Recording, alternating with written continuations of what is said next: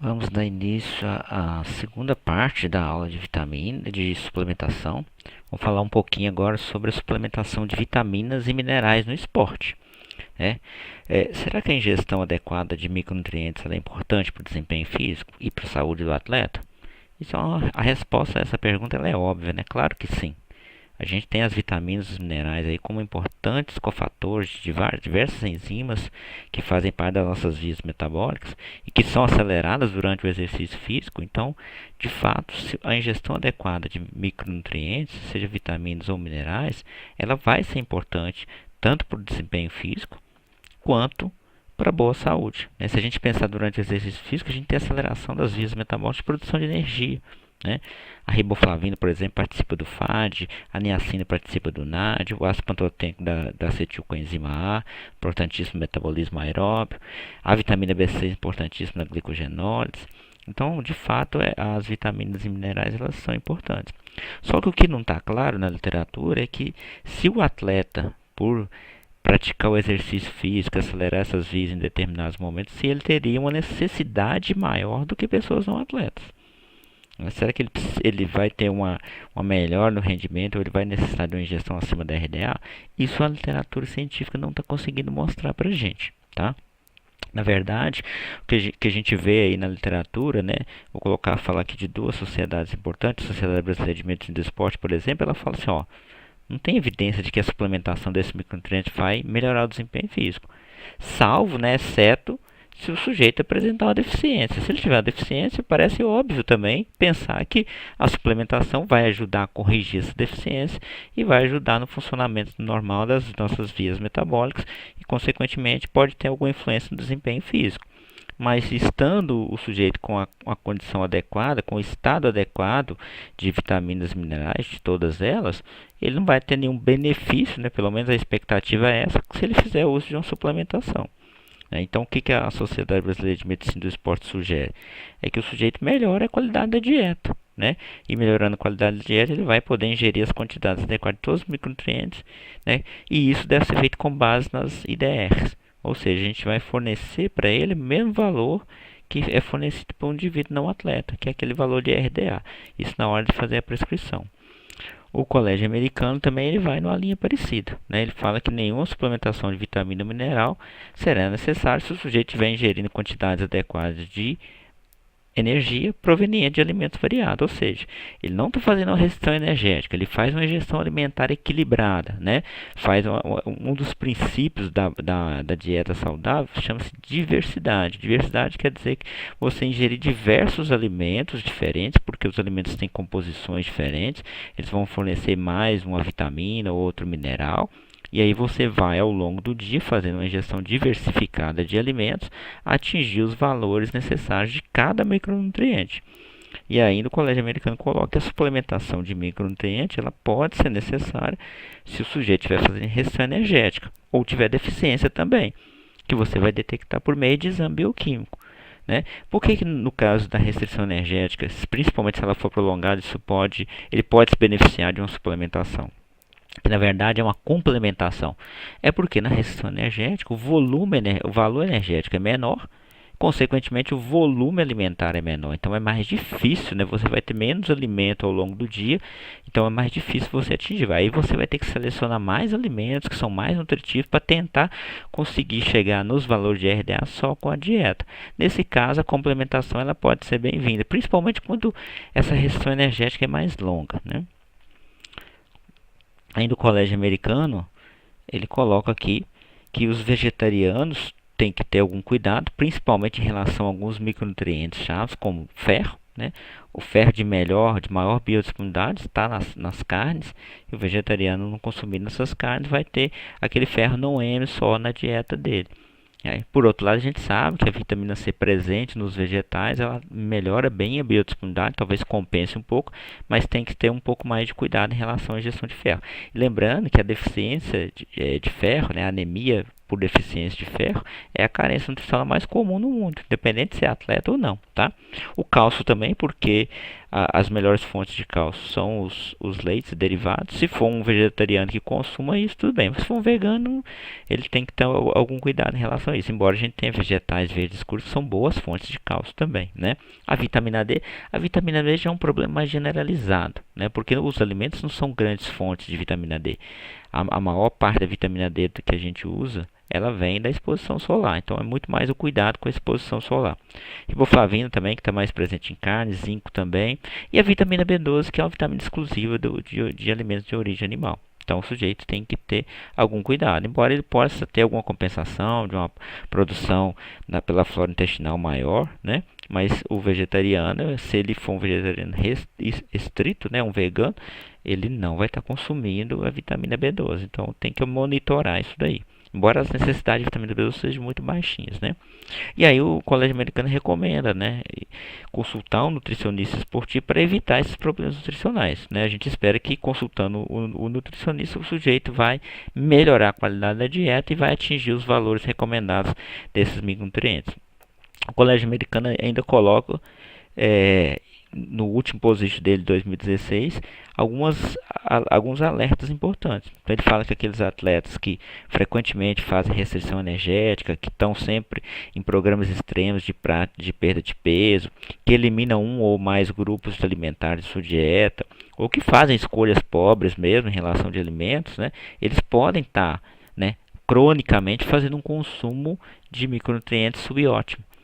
E aí esse sujeito também pode se beneficiar de uma suplementação. Mas aí o ideal seria o quê? Melhorar a qualidade da dieta, né? Não manter uma dieta pobre, desequilibrada e fazer a suplementação para complementar a quantidade de vitaminas e minerais. E aí, né, coloco aqui que mais frequentemente são os casos de deficiência de cálcio, vitamina D, ferro e de alguns antioxidantes. E ainda coloca que a suplementação de um único mineral ou vitamina deve ser feita quando a detecção de deficiência clínica, né? E aí ele coloca aqui na parte direita aqui do vídeo que os atletas devem consumir a dieta que forneça pelo menos a RDA ou AI, né? Alguns alimentos não têm RDA, então RDA ou AI para todos os micronutrientes. Então o valor de referência que a gente tem para fazer nossa prescrição para o atleta é aqueles valores de RDA, que são os mesmos para não atletas, tá? Então se a gente pensar aqui, né, no esporte, se houver deficiência de vitaminas e minerais, a suplementação de vitaminas e minerais vai ter algum impacto, né? Provavelmente vai ter algum impacto no rendimento físico, melhorando esse rendimento, mas desde que haja deficiência, né? Pode ser uma deficiência mais longa, né? Uma deficiência maior, ou uma deficiência subclínica, marginal mesmo. Outra questão aí que envolve micronutrientes em relação ao esporte é a questão do estresse oxidativo. O sujeito que faz exercício físico, ele tem uma demanda energética aumentada, ele usa mais oxigênio, ele produz mais radical livre, né? Isso principalmente exercícios de longa duração, né? Exercícios de endurance, de ultra endurance e de alta intensidade. Esse aumento na produção de radical livre ele é normal, tá? Inclusive ele está envolvido no dano muscular, então até certo ponto ele é benéfico porque vai induzir adaptação. Mas o problema é quando há um desequilíbrio, uma produção muito grande de radical livre e uma capacidade antioxidante muito baixa. Aí você pode ter um dano muito elevado e aí prejudicar a saúde e recuperação do atleta, né? Na literatura também há pouquíssimas evidências de que a suplementação de vitaminas antioxidantes como a vitamina C e E, que são as mais estudadas, melhoraria esse quadro aí de produção de radical livre e traria algum benefício em relação ao desempenho, recuperação muscular. Isso é muito fraco, tá? O que se recomenda na prática é o que? É aumentar a ingestão de alimentos ricos em vitamina C, vitamina E e em compostos bioativos como beta-caroteno, antocianina, catequinas que têm ação antioxidante. E isso a gente faz com o quê? Melhorando a qualidade da dieta. Então eu coloquei alguns alimentos, acerola, laranja, goiaba, porque isso são excelentes fontes de vitamina C. E de compostos bioativos também. Gemas de trigo, amêndoas, castanha, amendoim, abacate, óleos vegetais são excelentes fontes de vitamina E, né?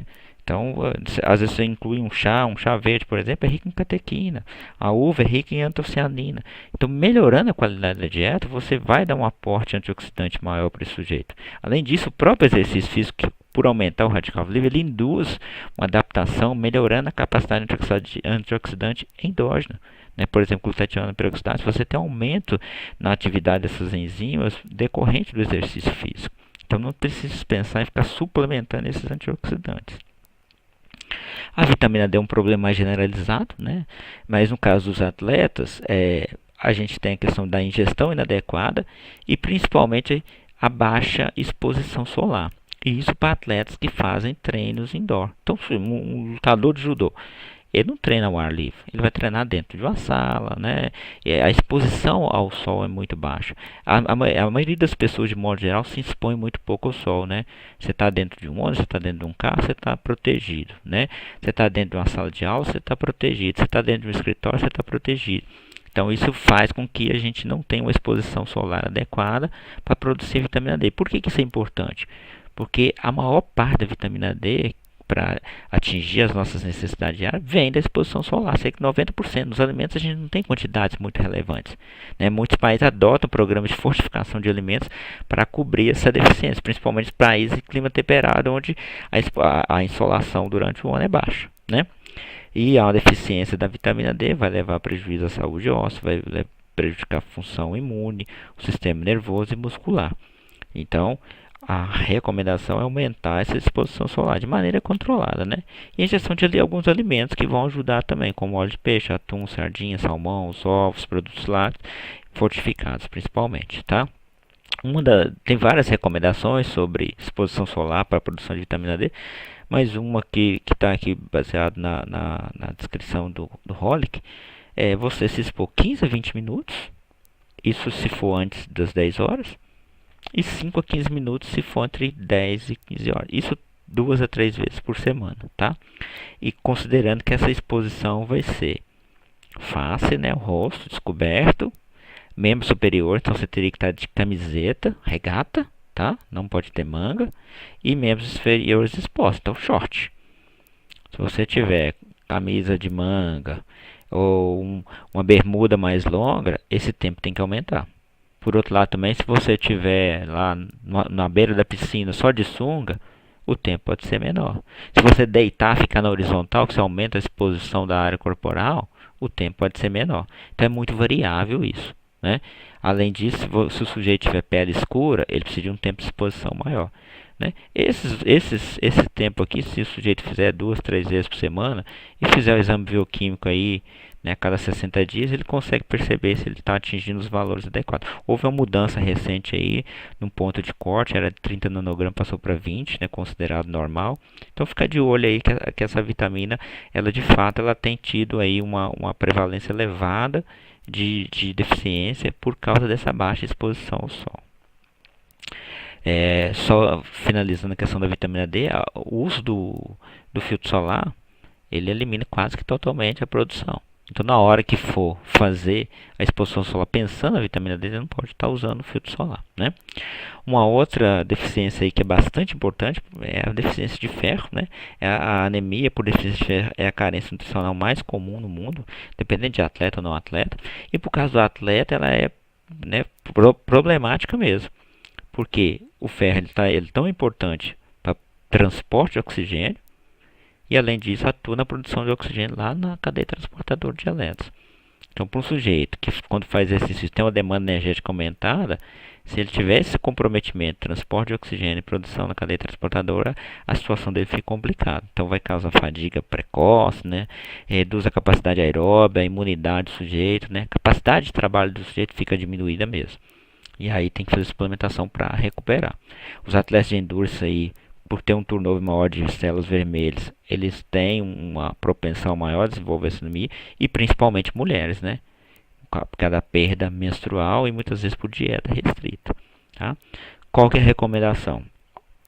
Pensando em prevenir, aumentar a ingestão de alimentos ricos em ferro, né? As carnes vermelhas, leguminosas, vegetais verdes escuros, cereais fortificados e alimentos ricos em vitamina C, que melhora a biodisponibilidade. Fez exame bioquímico, está com anemia, aí não tem jeito, tem que fazer suplementação mesmo, né? Esse estudo aqui, ó, foi um estudo feito com jogadores de futebol, né, mulheres, e eles avaliaram, pegaram 28 mulheres, né, e avaliaram o consumo alimentar delas. tá? Eles fizeram um registro de 8 dias. E aí, depois de avaliar o consumo alimentar, eles dividiram eles em dois grupos. Um que eles chamaram de grupo REC, que era o grupo que fazia uma gestão de acordo com a recomendação, né, atingindo os valores de RDA, e o grupo não REC, que fazia uma gestão mais desequilibrada, que não atingia RDA. E fizeram avaliação bioquímica aqui 24 horas antes do jogo, imediatamente após o jogo e 18 horas após um jogo oficial, tá? E fizeram avaliação de alguns parâmetros bioquímicos, de atividade oxidante, inflamação, tá? E aí a gente vê nos resultados aqui, ó, que o grupo REC ele teve maior nível de atividade oxidante, capacidade antioxidante sanguínea, tá? Glutationa peroxidase, que é uma enzima antioxidante, e menor nível de creatina quinase e lactato deshidrogenado comparado ao grupo não REC, ou seja, menos dano muscular. Olha que legal, tá? Aí ele coloca aqui embaixo que os dados, né, revelam uma associação entre a ingestão nutricional e o dano muscular, estresse oxidativo, imunidade e marcadores de inflamação. Então, mostrando o seguinte: aquelas que faziam uma dieta mais equilibrada e, consequentemente, uma ingestão melhor de micronutrientes, tinha ali um dano muscular menor, tinha uma imunidade melhor, tinham menos inflamação. Então, mostrando que a alimentação, de fato, ela é importante para a manutenção da saúde do sujeito, para a recuperação, tá? E o nutricionista, será que ele pode prescrever suplemento? Claro que pode, né? A gente tem a lei 8.234, que regulamenta a nossa profissão, e lá fala, né, sobre a prescrição de suplementos necessários à complementação da dieta. A gente ainda tem a resolução 390 do CFN de 2006, que fala que, com base na portaria da Anvisa 32 de 98 e a portaria 40 de 98, que a gente pode fazer a suplementação de acordo com os valores estabelecidos nessas portarias. Recomendo ler a resolução 390, ler a portaria 32 de 98, que fala lá sobre suplemento de vitaminas e minerais, e ler na íntegra, né, os limites estabelecidos na portaria número 40 de 98. Ali, nessa portaria, você vai encontrar a quantidade máxima de suplemento de cada vitamina e mineral que você poderia prescrever. Esse quadro aqui ele é bem didático, ele é do Conselho Regional 1, tá? Conselho Regional de Nutrição número 1, e eles colocaram de uma maneira que ficou interessante para a gente visualizar aqui o que a gente pode e o que a gente não pode fazer. Então aqui está a característica da composição do suplemento, aqui se o nutricionista pode prescrever e qual regulamentação ser consultada. Então no primeiro quadro aqui a gente tem suplementos de vitaminas e ou minerais. Então, que são os alimentos que servem para complementar com vitaminas e minerais a dieta de uma pessoa saudável, em casos nos quais sua ingestão seja insuficiente a partir da alimentação ou quando a dieta requerer suplementação. Não devem substituir os alimentos, refeições, ou ser utilizados como dieta exclusiva, né? Qual que é o esquema posológico? Então, o esquema posológico são vitaminas e minerais com quantidades situadas entre 25% e 100% da IDR. Então, são aqueles polivitamínicos e minerais que tem várias vitaminas e minerais, né, numa única cápsula ou comprimido, e ali a quantidade de cada vitamina e mineral vai estar numa quantidade que é de 25% a 100% da IDR. Então, mesmo que tenha 100% da IDR, se a dieta já está um pouco deficiente, né, você não vai atingir valores elevadíssimos que vai ultrapassar o valor máximo, que é o L, e causar problema para o sujeito. Então, o sujeito consome ali um comprimido por dia, ou talvez até meio, dependendo, né, no sentido sempre de complementar. Esse tipo de polivitamina o nutricionista pode prescrever, né? Lembrando lá atrás que a gente viu, pensando no esporte, pensando nisso aqui, esses polivitaminos seria mais adequado, por exemplo, para aquele sujeito que está lá fazendo um trabalho de emagrecimento, com a restrição energética, às vezes a mais longo prazo, você colocar um polivitamínico desse para complementar a dieta dele. Desde que o valor energético ingerido, mesmo você diversificando a dieta, você perceba que você não está conseguindo atingir os valores de RDA para os micronutrientes. Então você entra para complementar a dieta, né? Do outro lado, a gente tem os medicamentos à base de vitaminas e minerais, que geralmente são aqueles com a quantidade bem maior e que são mais isolados, né? Às vezes tem uma vitamina ou um mineral isolado, ou alguma associação de poucas vitaminas e minerais. Tem um grupo aí que é sem exigência de prescrição médica, que o nutricionista pode prescrever, e o outro com exigência de prescrição médica. Os que estão entre 100% da IDR e os níveis máximos daquela portaria 40, então pega a portaria e vê o nível máximo, a gente pode prescrever. Agora, aqueles que têm uma concentração do micronutriente, seja uma vitamina, seja um mineral, isolado ou associado, que está acima do valor máximo na portaria 40 de 98 da Anvisa, esse só o médico pode prescrever. Às vezes o sujeito está com a deficiência e precisa de uma dose maior. E se essa dose for acima desse valor máximo aqui dessa portaria, a gente não vai poder prescrever. Então, o nutricionista pode prescrever esses dois grupos aqui. Ainda lá, um documento aqui lá do Conselho Regional 1, ele fala aqui dos suplementos que o nutricionista pode prescrever. Então, se a gente fizer um apanhado geral pensando no esporte, quais são os suplementos? Aqueles suplementos que estão na resolução da Anvisa, resolução 18 de 2010, que são aqueles suplementos para atletas, entra lá a creatina, entra a cafeína, entra os proteicos, entra os hidroeletrolíticos, né, entra os energéticos, tá? Os hipercalóricos. O suplemento de vitamina e mineral, que está na portaria 32 de 98, que tem que consultar também a 40, porque a 40 ela é importante, porque ela tem os valores máximos, né? E os alimentos para fins especiais, né? Então, são esses que a gente vai usar. No esporte, basicamente é esse. São os suplementos nutricionais que são considerados para atletas, para complementar a dieta de proteína, energético, como aqueles ricos em carboidratos, os hipercalóricos, que têm uma composição um pouco maior, a creatina e a cafeína, tá? Os hidroeletrolíticos e esses aqui à base de vitaminas e minerais. Lembrando que a gente tem que ter, né, algum cuidado nesse uso de suplementos de vitaminas e minerais, considerando que há pouca evidência de que eles seriam importantes para o desempenho físico, desde que o sujeito faça uma ingestão adequada. Então, o papel do nutricionista é tentar oferecer esses micronutrientes através da dieta. Não é possível, o sujeito está fazendo um trabalho de emagrecimento e com o volume energético aí que eu estou oferecendo para ele, o número, quantidade de alimentos eu não estou conseguindo. Tudo bem, mas não é para uso rotineiro, né? Não é para uso rotineiro. Se a dieta está desequilibrada, o papel do nutricionista é equilibrar a dieta. Para um sujeito que vai lá por conta própria e consome, que não faz uma dieta toda desequilibrada, ele não tem o conhecimento, mas a gente tem o conhecimento. Então, a obrigação nossa é partir do alimento. A partir do momento que eu não consigo sustentar a necessidade desse sujeito a partir da alimentação, aí eu poderia pensar, tá?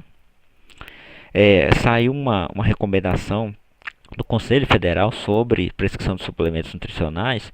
E tem algumas coisas bem interessantes aqui. Então, primeiro que ele coloca o seguinte, que a prescrição nutricionista tem que conter o nome do paciente, a data, a assinatura, o carimbo profissional, o número do registro no conselho, o telefone do nutricionista, o endereço completo e um meio de contato profissional. Além disso, a prescrição deve apresentar o esquema posológico. Então, quanto que o sujeito vai tomar por dia, o horário, né, a indicação da via de administração. Aí já adianto que a gente só pode indicar por via oral, tá? Não injetável ou venosa, né? Nem intramuscular nem venosa. Então, mostrar o esquema posológico, a indicação da via, a dose, o horário de administração e o tempo. Por quanto tempo que ele vai fazer uso daquilo ali. Ainda fala que a prescrição de suplementos nutricionais a serem formulados em farmácia de manipulação, então se você quer que ele faça numa farmácia de manipulação, você tem que obedecer os itens 1 e 2 lá também, indicando também tudo. O esquema posológico, a via de administração, o horário, o tempo de uso, e além disso dizer se o suplemento vai ser em cápsula, vai ser em pó, vai ser em tablete, e assim por diante, tá? É vedado ao nutricionista prescrever produto que use via de administração diversa do sistema digestório. Então, nada de injetável, nada de intramuscular, só oral, né? Ainda nessa recomendação do conselho, fala que é vedado ao nutricionista prescrever produtos que incluam em sua forma medicamentos, seja isolados ou associados. Então, um nutricionista que prescreve, por exemplo, esteroide anabolizante, ele está infringindo a lei, né? E é vedado ao nutricionista a prescrição de suplementos nutricionais ou substâncias que não há regulamentação na Anvisa. Então, aquilo que não está regulamentado, a gente não deve. Então, a gente deve seguir lá aquelas portarias que eu citei lá atrás. E na prescrição de suplementação nutricional, o nutricionista não deverá manifestar preferência por marcas. Mas que às vezes, se você confia mais numa marca do que no outro, não é ético você colocar lá tal vitamina da marca tal, por exemplo, né? Se quiser mencionar, né, eu não quero deixar o sujeito escolher lá qualquer coisa. Então você pelo menos vai mencionar algumas alternativas, né? Se recomenda pelo menos 3. Então se você tem preferência por 3, 4, 5 polivitaminas, coloque essas 5 marcas, para o sujeito pelo menos ter o direito de escolher, tá? Então, quando a suplementação de vitaminas e minerais pode ser pertinente? Se a gente pensar em prevenção, o sujeito está fazendo restrição energética, está difícil atingir os valores recomendados, ele vai ficar nisso 2, 3, 4 meses, que seja. Eu posso entrar com complementares com um polivitamínico mineral para complementar a dieta, para prevenir que ocorra uma deficiência. Se ele está constantemente fazendo um uso abaixo do que é o recomendado, ele está caminhando para uma deficiência, né? Prática de perda de peso extremo cai na mesma situação, né?